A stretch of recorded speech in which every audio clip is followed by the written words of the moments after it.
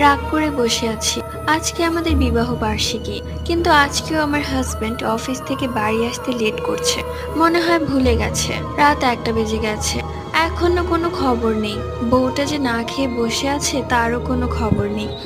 এইসব মানুষ শুধু নিজের কাজ ছাড়া আর কিছুই বোঝে না। হঠাৎই কলিং বেলটা বেজে উঠলো। মুখটা ভার করে দরজাটা খুলে এসে শুয়ে পড়লাম। ঘরের লাইট অফ করা। আমার হাজবেন্ডও আমার পাশে এসে শুয়ে পড়েছে। ঘরটা কেমন যেন গরম হয়ে গেছে। রাগে আমার মাথাটা ফেটে যাচ্ছে। কই এত দেরি করে এসেছে আমাকে সরি বলবে, কিন্তু তা না, নিজে আরো মুখ ফুলিয়ে শুয়ে আছে। আমি আমার মতো শুয়ে আছি, কোনো কথাই বলছে না। আমিও আর ওপাশ হইনি, 1 ঘন্টার মতো শুয়ে আছি। হঠাৎই ফোনটা বেজে উঠলো। দেখি আমার হাজবেন্ড। ও কি আমার সাথে মজা করছে? কলটা ধরেই বলল, সরি জান, সরি, আজকেও লেট হয়ে গেছে, আমি প্রচন্ড জ্যামে বসে আছি। এই কথা শুনে আমি পিছনে ঘুরে দেখি কেউ নেই।